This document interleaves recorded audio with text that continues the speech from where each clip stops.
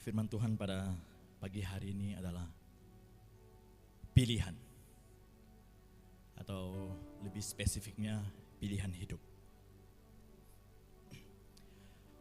Bapak Ibu, tentunya di dalam setiap kehidupan kita pasti ingin memilih yang terbaik.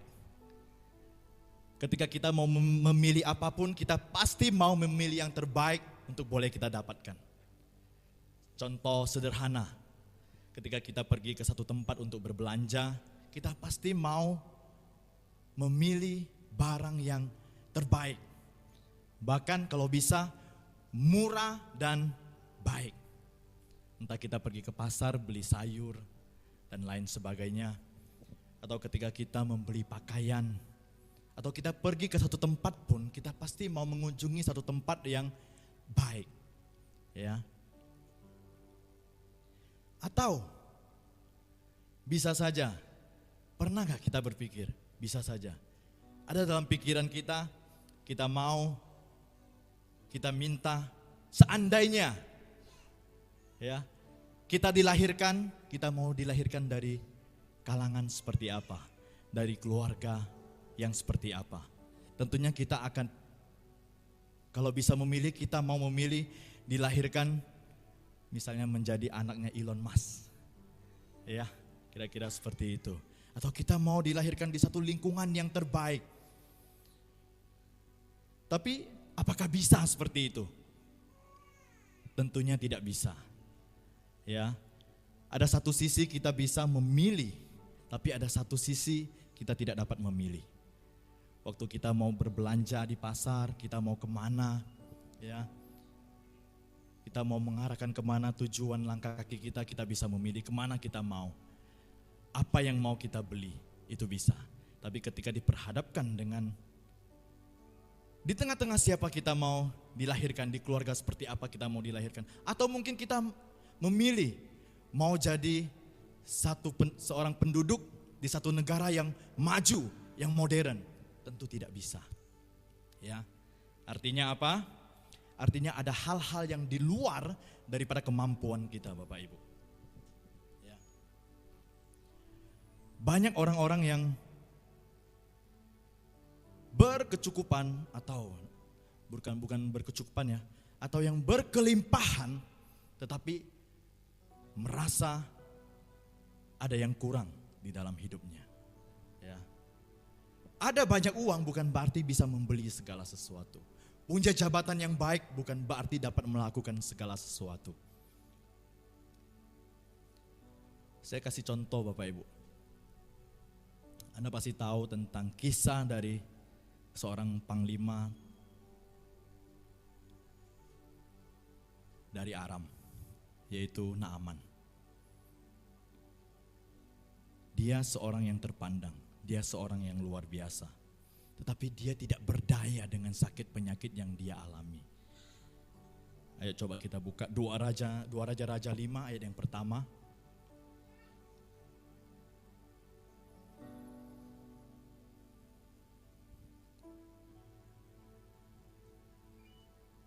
Dua Raja-Raja pasal yang kelima ayat yang pertama.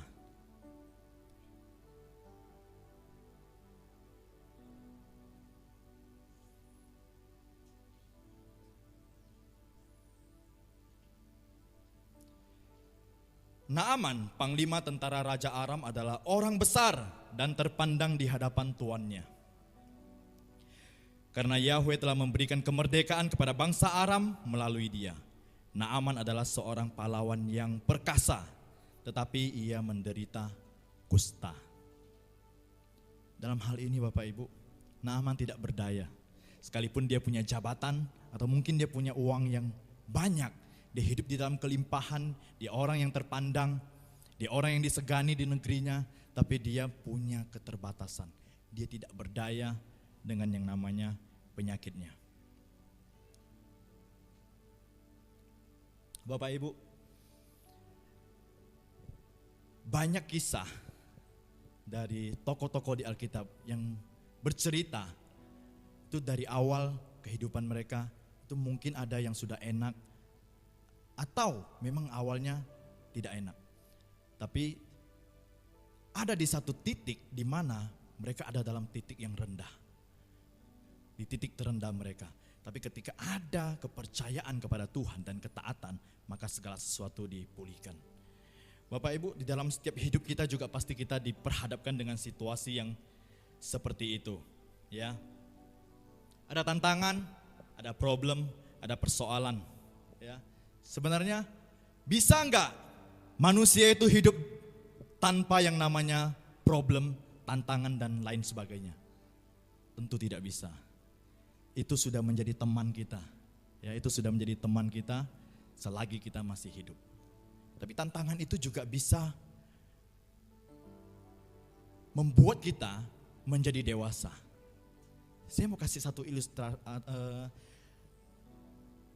menggambarkan tantangan itu seperti tanah yang kalau kita lalui itu tanah yang licin. Atau tanah yang penuh dengan batu-batu kerikil yang bisa aja tajam.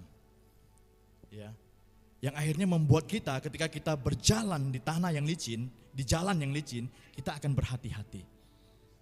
Ketika kita berjalan di jalan yang penuh dengan kerikil, apalagi kalau kerikilnya itu tajam, kita akan berhati-hati. Supaya apa? Supaya kita tidak tersandung atau tidak terpleset dan akhirnya terjatuh. Itulah persoalan di dalam hidup. Ya, itulah tantangan. Ya. Tujuannya adalah supaya kita bertumbuh dan menjadi dewasa. Amin. Namun kita harus punya satu keyakinan bahwa kita punya kepercayaan di dalam Tuhan.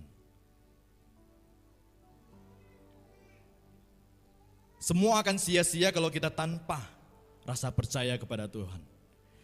Ada depresi, ada frustasi, stres dan lain sebagainya. Itu bisa berakhir dengan hal tindakan yang fatal. Ini terjadi di lingkungan kita. Ya, kita bisa menemukan entahkah saudara kita, teman kita, keluarga kita sekalipun stres, frustasi, depresi, akhirnya bunuh diri. Saya punya satu cerita. Ini ceritanya udah bertahun-tahun lalu.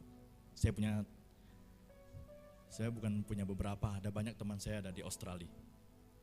Teman sekolah, kira-kira seperti itu. Dan saya punya satu teman yang dia sudah kembali ke Indonesia.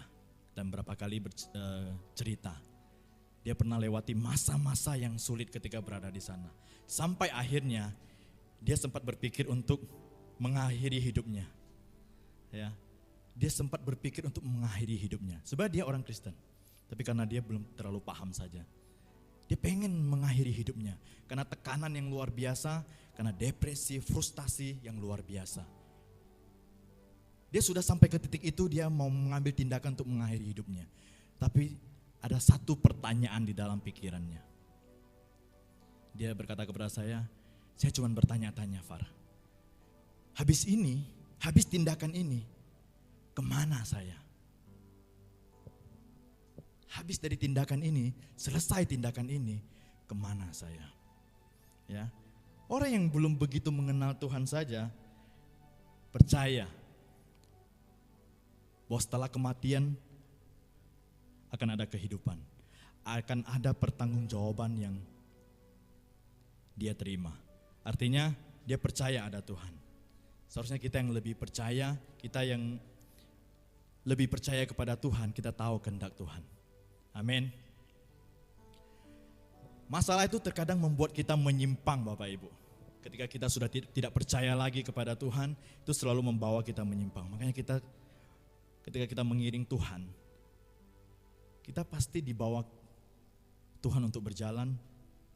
Suatu saat kita seperti dibawa ke satu persimpangan. Kita mau mengambil jalan yang ke kiri atau yang ke kanan. Saya tidak tahu seberapa banyak dari kita sudah pernah ada di situasi itu. Tapi saya yakin dan percaya banyak dari kita sudah pernah mengalaminya. Ya, seperti ada di dalam satu persimpangan. Seperti ada di saat kita harus memutuskan pilihan. Jalan seperti apa yang mau kita ambil. Ya, ini tak terkecuali dengan bangsa-bangsa Israel pada zaman perjanjian lama. Ya, Seringkali bangsa ini meninggalkan Tuhan ketika mereka tidak melihat kemurahan-kemurahan yang Tuhan berikan.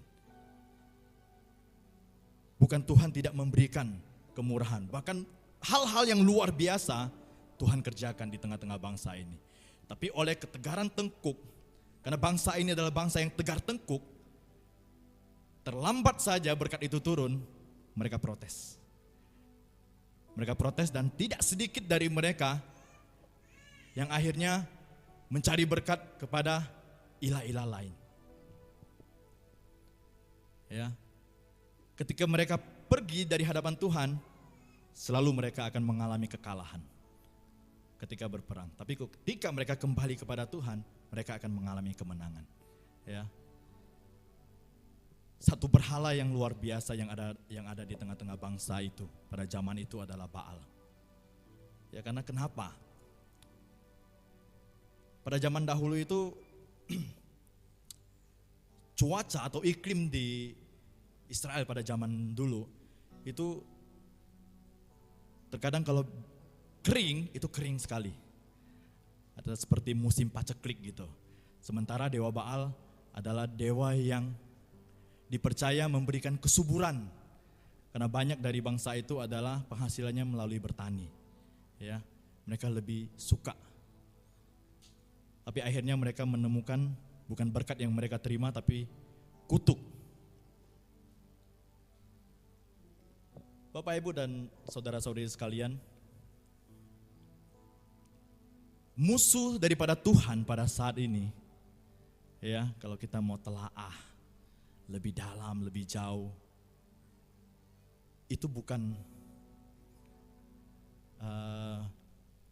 di sini tanda kutip ya, bukan hanya setan saja, tetapi mamon.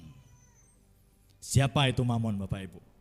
Mamon itu berbicara tentang uang, tentang kekayaan duniawi. Seberapa banyak pada hari ini yang kita lihat bahwa anak-anak Tuhan hanya memiliki menyandang status anak Tuhan. Ya, tapi berapa banyak dari anak-anak Tuhan yang hari ini banyak terjadi datang ke gereja hanya saya sudah melakukan kewajiban saya.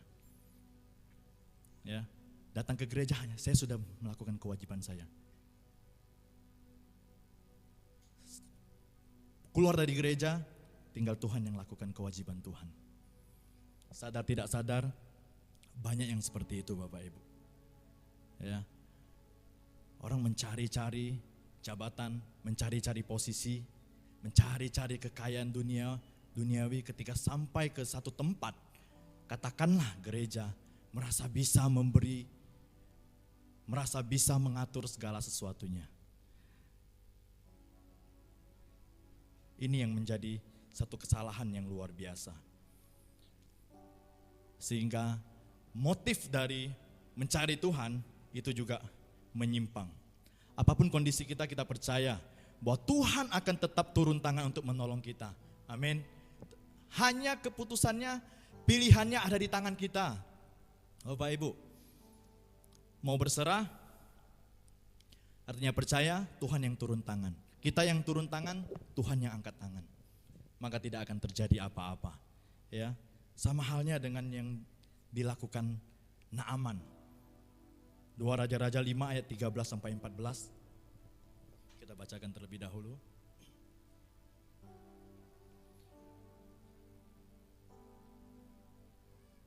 Lalu pegawai-pegawainya mendekatinya, ini pegawai-pegawai Naamannya, dan berbicara kepadanya serta berkata, "Bapakku, jika nabi itu mengatakan tentang sebuah perkara yang besar kepadamu, bukankah engkau akan melakukannya?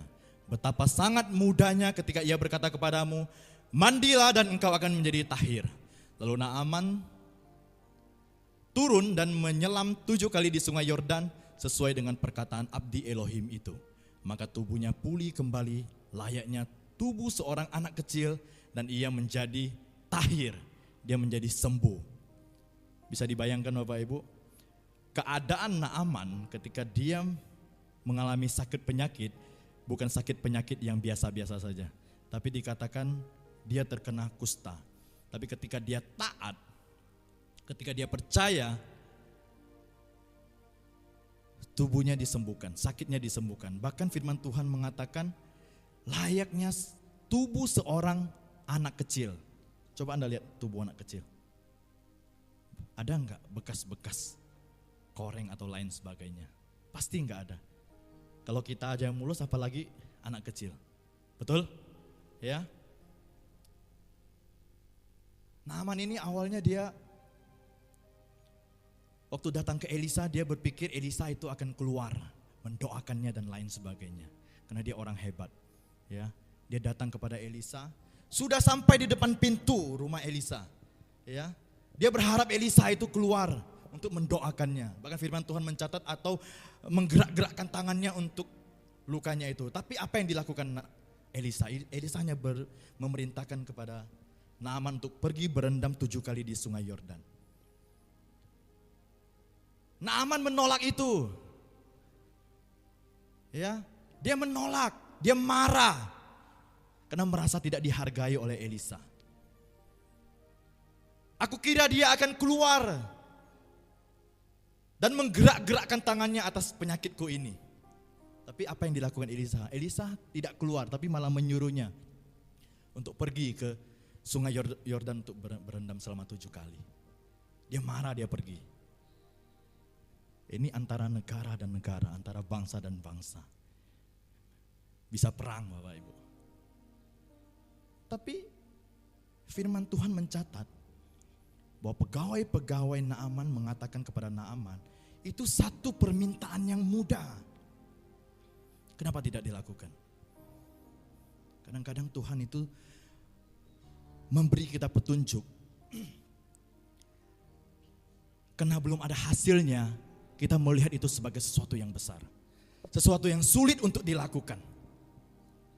Tapi sebenarnya itu adalah hal yang sepele.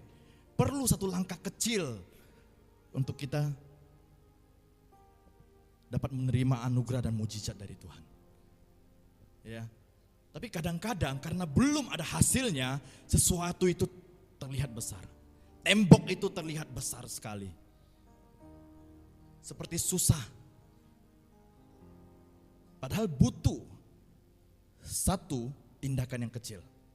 Anda tahu tembok Yeriko itu tebalnya luar biasa sekali. Apakah Tuhan menyuruh bangsa Israel untuk meruntuhkan tembok Yeriko? Ambil palu, ya, ambil palu, pukul itu tembok, ada? Tidak. Tuhan hanya berbicara kelilingi kota tembok itu. Ya. Dan yang terakhir 7 kali. Ketika sangkakala ditiup, dibunyikan, runtuh. Artinya apa Bapak Ibu? Ketika ada satu tindakan kecil, langkah kecil yang kita buat, maka akan menghasilkan sesuatu yang besar. Sekalipun itu belum kelihatan. Amin. Yang kedua adalah taat. Untuk taat ini sebenarnya bukan juga perkara yang mudah, bukan juga perkara yang sulit. Taat kalau kita baca, mau dari sisi manapun, mau dari kanan ke kiri, kiri ke kanan, tulisannya tetap terbaca. Ya, tidak perlu dicermin dan lain sebagainya. Ya. Ini ada satu buah.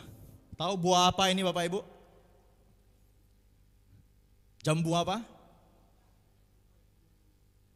Ya, jambu bol merah atau lebih dikenal jambu Jamaika. Ya. Yang pernah makan buah ini pasti tahu. Pernah enggak ketemu buah ini yang belum benar-benar masak, belum benar-benar matang? Jadi enggak manis dia, kayak sepet gitu ya. Pernah enggak? Mungkinkah buah ini kalau dia udah berwarna merah dia udah masak? Tidak kan? Tidak kan? Buah ini kalau mau manis, mau benar-benar masak, kadang-kadang warnanya itu harus sampai gelap sekali. Baru dia enak. Walaupun ada beberapa yang warnanya masih merah muda tapi udah masak. Itulah kehebatan teknologi saat ini, ya. Kalau dalam dunia sains itu dikatakan rekayasa genetik. Kalau di binatang itu ada. Merah tapi tak masak. Merah tapi tak matang. Merah tapi belum matang atau masak. Itu yang sering terjadi, yang kita temukan orang-orang percaya saat-saat ini, Bapak Ibu. Kelihatannya sudah baik, kelihatannya sudah bagus, tapi isinya masih belum matang. Ya, belum masak, belum siap untuk dinikmati. Ya. Kalau di belakang itu ada bayi dikasih minuman susu. Itu makanan anak-anak kecil. Itu makanan dari si bayi. Tidak mungkin bayi itu bisa dikasih makanan keras, katakanlah nasi. Tidak mungkin. Ya. Karena sesuai dengan usia dan kebutuhan dari seorang anak, pelan-pelan dia akan mendapat makanan yang keras. Bukan lagi makanan yang lembut-lembut saja. Betul ya? Bukan lagi makanan-makanan yang lembut saja, tapi makanan yang keras sesuai umurnya. Ya. Jadi makanan anak-anak dan orang dewasa itu berbeda enggak? Berbeda. Saya percaya banyak yang suka makan pedas di sini. Tapi tidak mungkin kita sebagai orang tua yang baik, kita beri sambal cabai rawit kepada anak kita yang masih berumur 6 bulan. Ya, tidak mungkin kan? Tapi kalau kita yang dewasa, kalau kita suka makanan pedas atau makanan yang keras, kerupuk gitu, pasti kita bisa memakannya. Tapi kalau untuk anak kecil umur 6 bulan kita kasih kerupuk campur cabai, wah, tahu sendiri akibatnya. Ya, seperti itulah keadaan-keadaan orang-orang percaya. Ya. Ibrani 5 ayat 11 sampai 12. Tentang hal itu, banyak yang harus kami katakan, tetapi sulit untuk dijelaskan karena kamu lamban dalam mendengar, sebab sekalipun menurut ukuran waktu, seharusnya kamu sudah menjadi pengajar. Tapi nyatanya kamu masih perlu diajar prinsip-prinsip dasar firman Elohim, dan kamu masih membutuhkan susu dan bukan makanan keras. Ini teguran yang luar biasa yang diterima oleh jemaat-jemaat yang ada di sana pada waktu itu. Ya. Bapak Ibu, kalau kita hanya menerima makanan yang sama sejak kita dilahirkan dari orang tua kita, yang terjadi apa? Bertumbuh enggak kita? Bertumbuh enggak kita? Tidak. Ya. Kita tidak akan pernah bertumbuh. Yang ada akhirnya kita bantet. Ya. Karena Tuhan menciptakan sistem pencernaan itu luar biasa sekali. Ya, kita harus butuh makanan yang mulai keras, mulai berserat, supaya metabolisme itu terjadi dengan baik, berjalan dengan baik. Kalau kita hanya menerima makanan yang lembut saja dari orang tua kita sejak kita lahir sampai kita besar sekarang, kita tidak akan menjadi orang dewasa. Ya, kalau kita hanya suka mendengar yang lembut-lembut saja, yang manis-manis saja, kapan kita bertumbuh?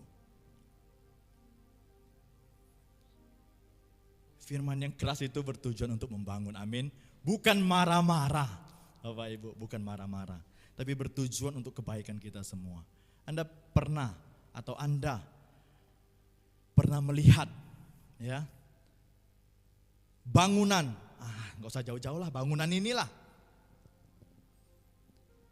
Pondasinya apa sih? Semen ya, benar ya, ada batu, ada besi. Keras enggak itu? Keras. Coba dia pakai apa ya? Bahan styrofoam itu ya.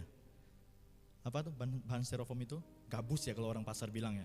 Coba pakai itu aja, kelilingi. Udah itu kasih. Apa yang terjadi? Enggak sempat ini berdiri dindingnya. Jadi selain perlu bahan yang kuat, harus bahannya keras. Batu itu keras, semen itu mengeras. Ya, baru bisa berdiri satu bangunan.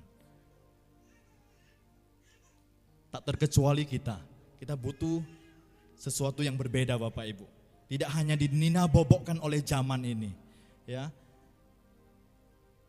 tidak hanya melulu berbicara tentang berkat, dan berkat. Walaupun berkat itu punya satu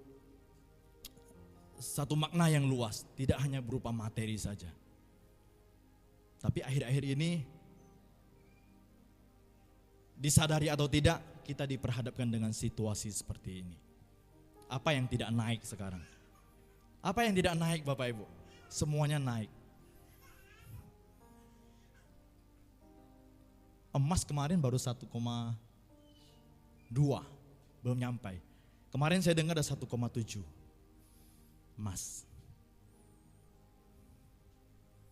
Dulu ada hitung-hitungan, kerja sekian bisa ngumpulkan sekian gram emas. Kalau itu waktu itu kerja dengan orang. Sekarang kalau kerja dengan orang gajinya sekian, belum tentu bisa beli emas untuk disimpan. Bisa untuk makan saja, itu udah bersyukur. Jadi kalau kita mau melihat Bapak Ibu, mau mengukur segala sesuatu, keadaan kita jangan melihat ke atas, jangan melihat orang yang lebih daripada kita, tapi bagaimana kita melihat orang yang ada di bawah kita, yang kehidupan mereka kerja hanya untuk makan hari itu. Anda kalau pernah pergi ke gudang tahu kami, Anda bisa lihat. Ya. 70.000 ada gaji karyawan yang cuma 70.000. Pikirkan sendiri, 70.000 bisa beli apa? Sesekali kita harus melihat yang seperti itu. Beberapa kali saya pergi ke TPA. Ya, kalau saya sama adik saya sama Pak Dedi ini udah sering mungkin. Karena kalau ampas kami lebih, tidak ada peternak yang ambil, udah berhari-hari itu udah baunya nyengat sekali. Kami harus pergi, buang. Kemarin baru saya lakukan itu. Saya buang itu ke TPA di Batu Layang. Kebangkitan Nasional di ujungnya. Itu benar-benar tempat pembuangan akhir. Itu benar-benar gunung. Sampah itu seperti gunung. Baunya bau sekali. Belum sampai ke titik itu saya sudah tutup hidung. Tapi di situ masih ada orang yang mengais-ngais mencari mencari sesuatu untuk bisa dijual kembali. Jadi kalau kita hari ini masih bisa pakai pakaian yang layak, yang enak dipandang, kita masih bisa meminum minuman yang segar, makanan yang bukan hanya mengenyangkan saja tapi enak, kita patut bersyukur Bapak Ibu. Amin. Karena orang-orang di luar sana, dia tidak berpikir lagi tentang makanan yang enak, tapi dia berpikir bagaimana makanan itu mengenyangkan dia. Dan ada makanan untuk dinikmati. Saya sengaja, dulu saya pernah bawa anak saya. Kemarin pas saya antar, anak saya yang kecil telepon, udah pulang sekolah. Sengaja saya minta video call. Papa di sini, saya bilang. Ada karyawan saya beberapa yang ikut, jangan mengeluh tentang kerja. Pulang saya kasih tahu mereka, jangan mengeluh tentang kerjaan. Lihat tuh mereka. Kalian kerja jam segini, gaji sekian, saya bilang. Karena ada yang gajinya lebih tinggi gitu ada. Ya, bisa nikmati makanan yang enak. Bagaimana dengan mereka? Orang-orang yang belum beruntung. Ya. Karena itu keadaannya Bapak Ibu.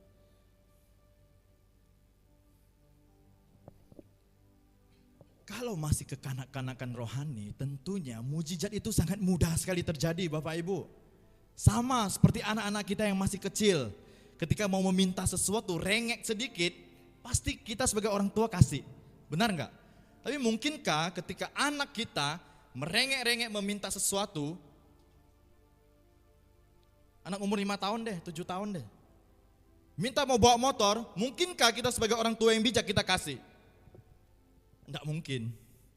Ya kan? Enggak mungkin.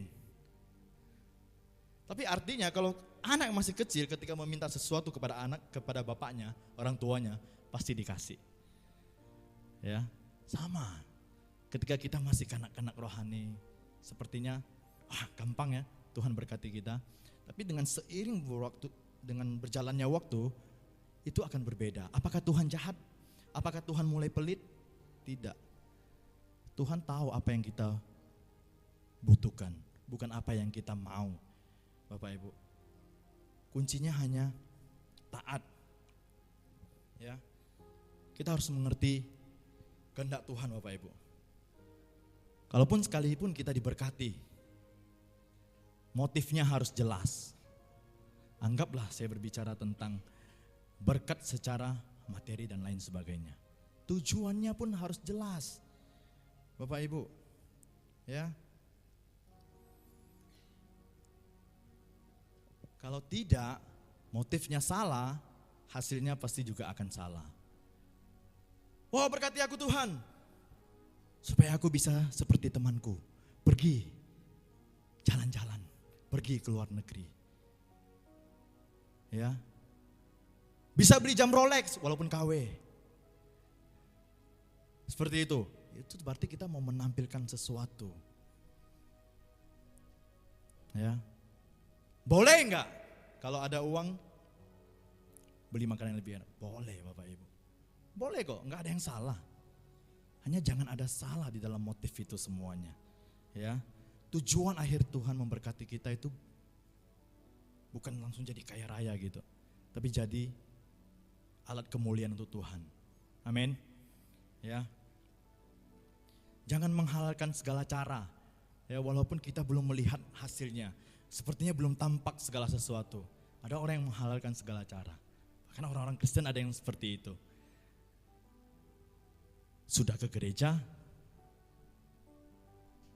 gereja perlu kursi, pasang togel.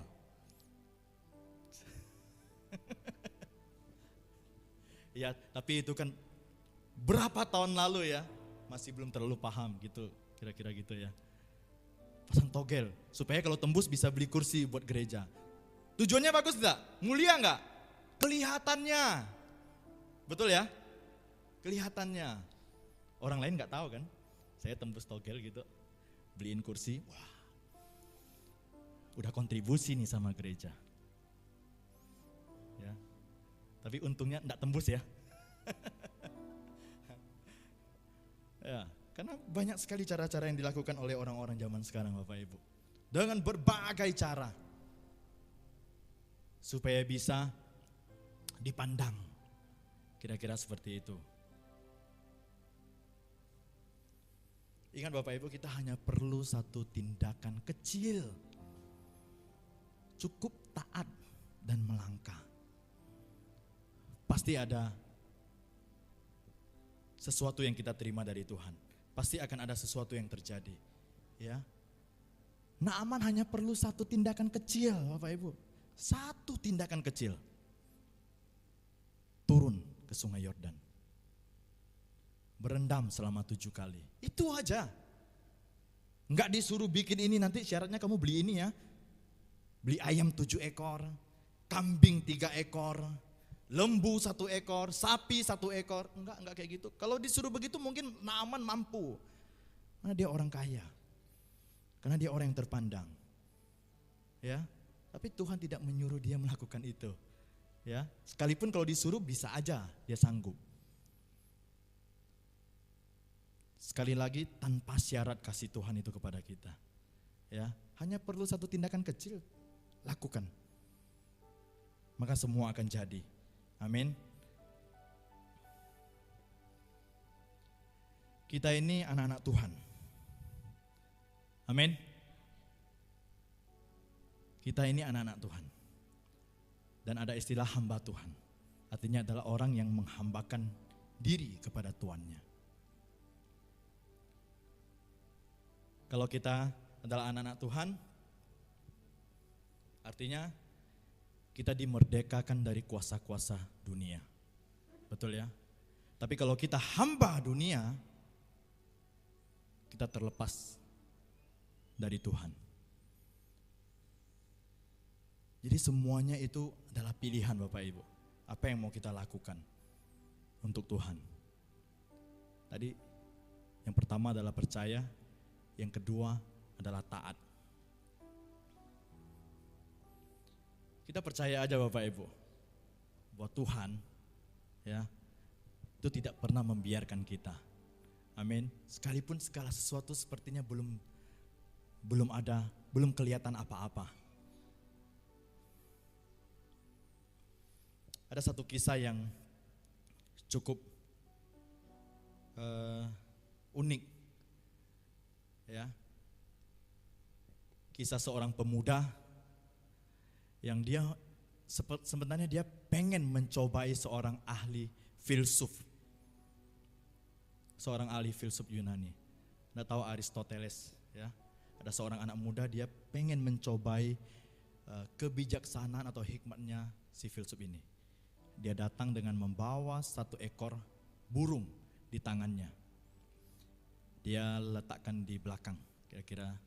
Kira-kira seperti ini dia datang kepada si filsuf.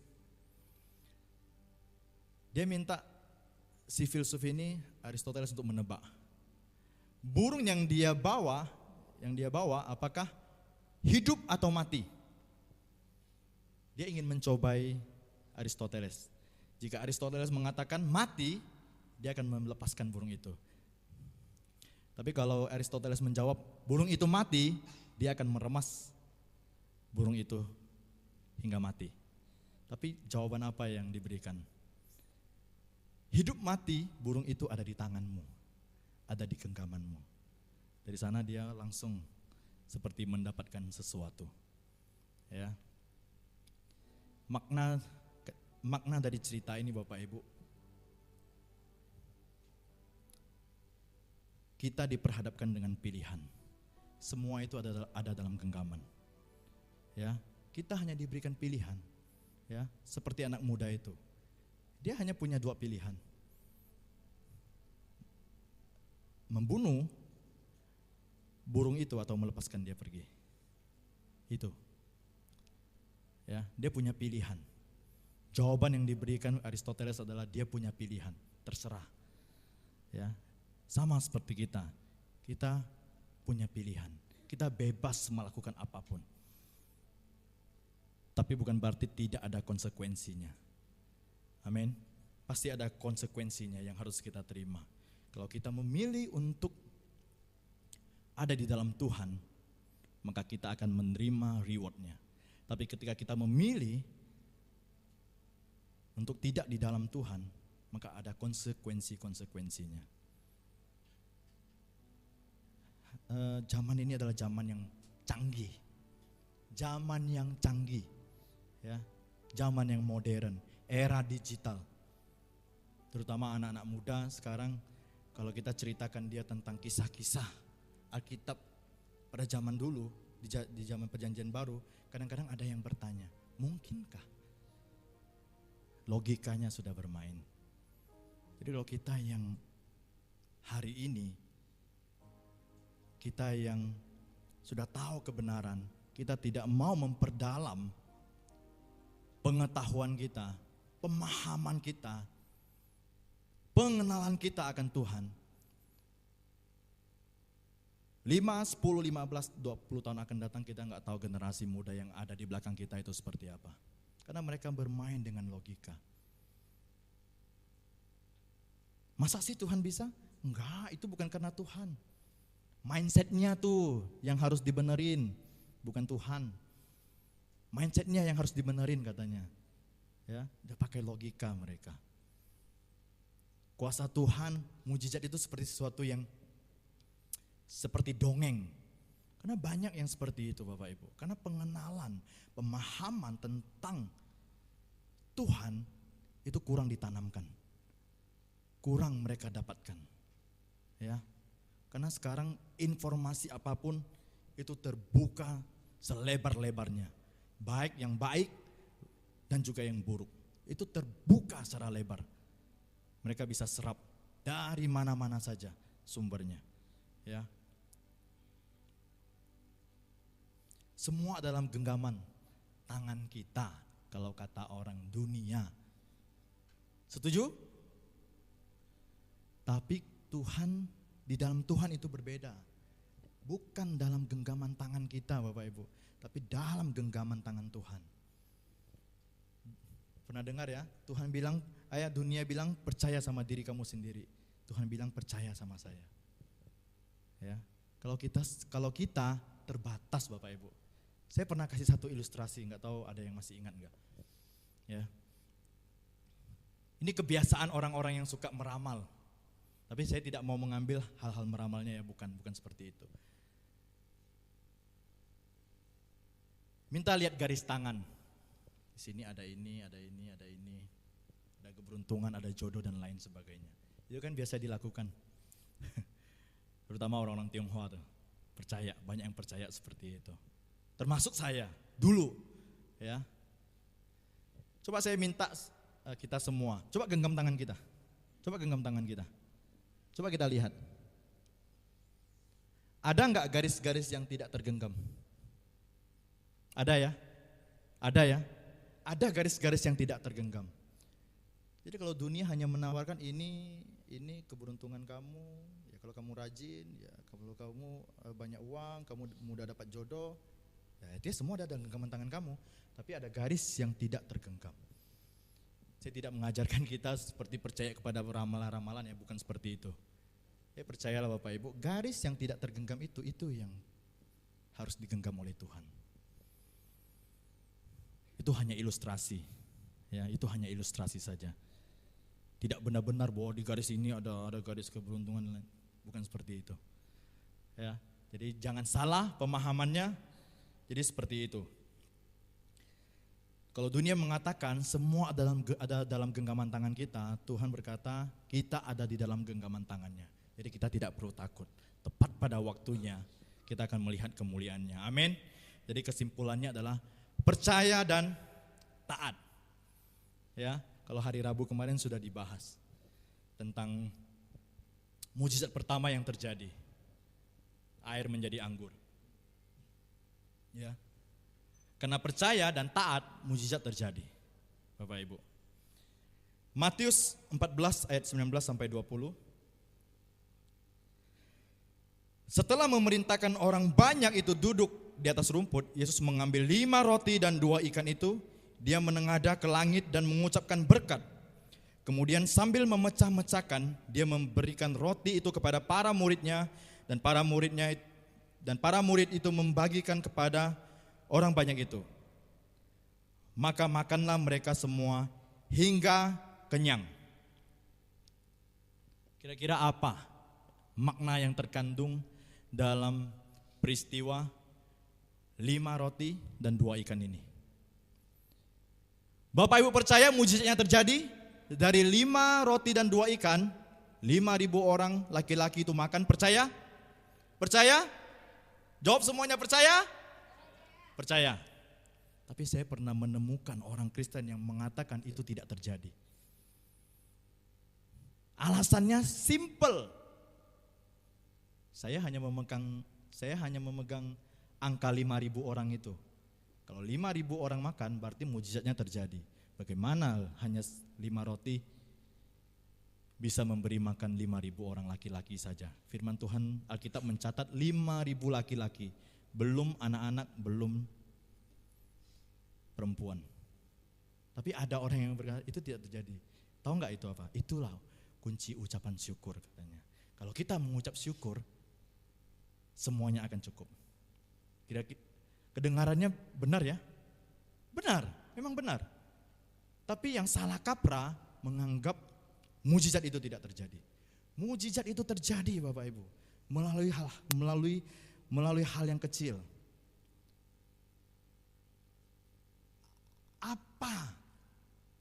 Apa dasarnya? 5.000 orang dewasa bisa makan dengan hanya 5 roti dan 2 ikan. Tidak ada dasarnya. Tapi hal kecil inilah yang akhirnya menjadi satu ledakan yang luar biasa. Ya, 5.000 orang laki-laki makan. Bahkan firman Tuhan mencatat sampai kenyang. Ya. Mujizat terjadi ketika ada perkataan berkat atau positif. Setelah memerintahkan orang banyak itu duduk di atas rumput, Yesua mengambil 5 roti dan 2 ikan itu dan menengadah ke langit dan mengucapkan berkat. Firman Tuhan mencatat dan mengucapkan berkat.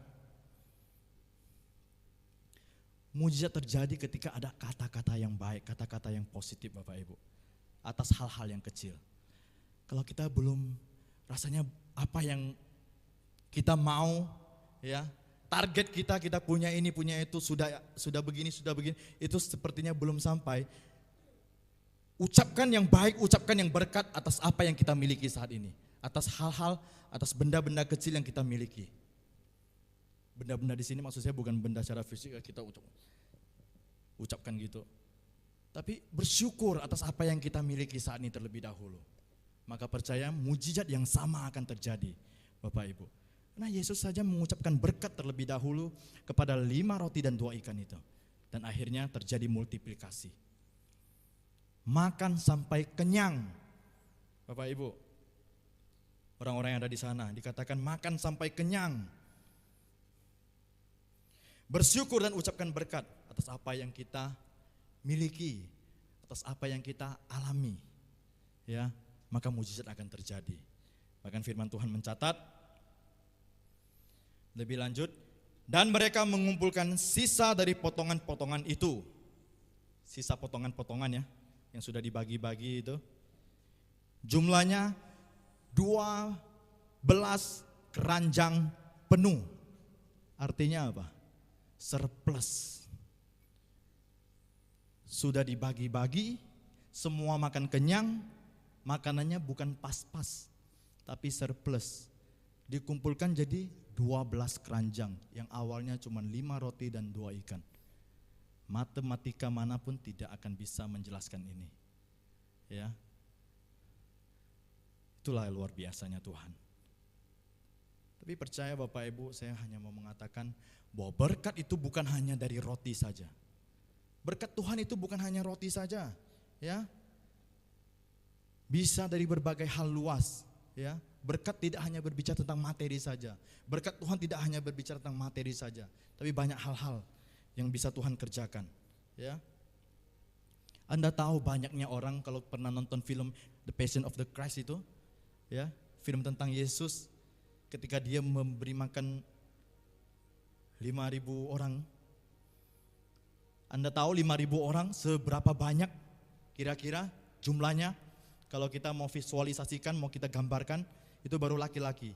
Anggap laki-laki punya pasangan, belum ada anak, 10.000. Anda bayangkan seperti apa banyaknya manusia itu pada zaman itu. Banyak sekali, ya, banyak sekali. Dan seperti apa populasi manusia pada zaman itu? Tidak sebanyak sekarang. Sekarang ini yang populasinya banyak aja, kalau sudah kumpul ribuan orang, itu seperti lautan manusia. Ya. Artinya apa? Banyak orang-orang yang mencari Yesus, yang mengikuti Yesus. Bisa enggak terjadi Bapak Ibu? Orang yang kemarin minta, yang ikut kepada Tuhan, yang diberi makan oleh Tuhan Yesus dengan 5 roti dan 2 ikan, bisa aja ketika Yesus disalibkan, bisa aja orang-orang yang kemarin yang ada dalam kumpulan 5.000 orang itu, bisa aja ketika Yesus disalibkan dia ada dalam bagian orang yang meneriakkan, salibkan dia, salibkan dia. Bisa aja kan? Karena populasi manusia pada waktu itu tidak begitu banyak. Tapi orang yang terhimpun yang mengikut Yesus, yang hanya mencari roti, itu banyak sekali. Itu waktu Yesus masih memberikan yang enak-enak. Itu waktu Tuhan memberikan yang enak-enak, memberikan roti. Ya.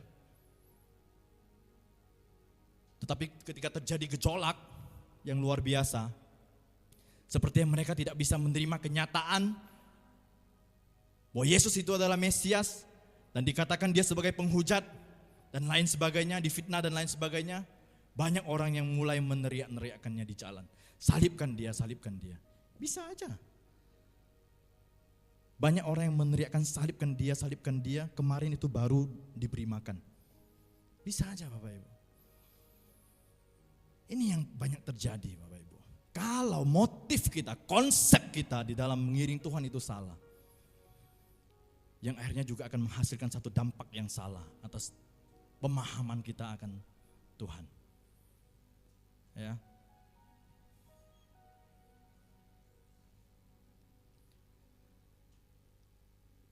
Hal-hal yang luar biasa itu bisa sekali Tuhan kerjakan. Sangat mudah.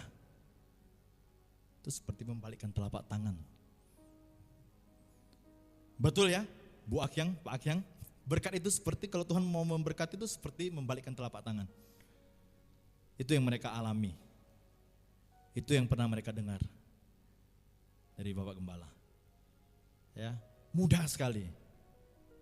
Tapi bagaimana caranya kita membuat supaya Tuhan membalikkan telapak tangannya? Itu yang tidak sebenarnya tergantung respon kita seperti apa kepada Tuhan. Walaupun ukuran dari perkenanan Tuhan kepada seseorang itu tidak bisa diukur dari berkat. Jadi jangan salah Bapak Ibu. Seseorang diberkati secara luar biasa, secara materi sekalipun dia pelayan Tuhan, bukan berarti perkenanan Tuhan terjadi. Bukan juga. Kalau ukurannya berkat salah. Yang paling tahu itu Tuhan. Soal dia berkenan atau tidak, Tuhan yang paling tahu. Manusia lain tidak pernah tahu. Makanya saya pernah menyampaikan, Tuhan itu baik. Tuhan itu sangat mengasihi kita. Tuhan itu sangat mencintai kita sampai-sampai dia merelakan hidupnya. Kurang apa coba? Tapi apakah ketika kita datang ke gereja, kita menyembah, kita datang ke gereja, ya, kita memuji Dia, apakah menambah kasih Tuhan pada kita? Apakah menambah kasih Tuhan pada kita? Tidak, Bapak Ibu. Ya, sampai di sini harus paham ya. Jadi jangan seolah-olah nanti kalau kita datang ke gereja, kita minta Tuhan memberkati kita, kita minta supaya Tuhan tambahkan kasih-Nya. Ya. Kasih Tuhan itu sudah mentok, full. Jadi ketika kita datang, kita menyembah, memuji, ya, tinggal di dalam hadirat-Nya, kita hanya berusaha menyentuh hati Tuhan untuk kita beroleh perkenanan daripada Tuhan. Kalau Tuhan sudah berkenan, rasakan sendiri Bapak Ibu. Rasakan sendiri, nikmati sendiri, ya, sampai Anda akan terduduk diam, enggak sadar, hanya air mata. Bukan air mata kesedihan, tapi air mata rasa haru. Itu yang terjadi, Bapak Ibu.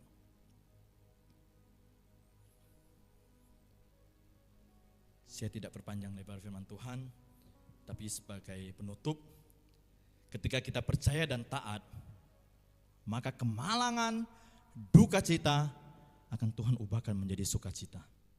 Amin.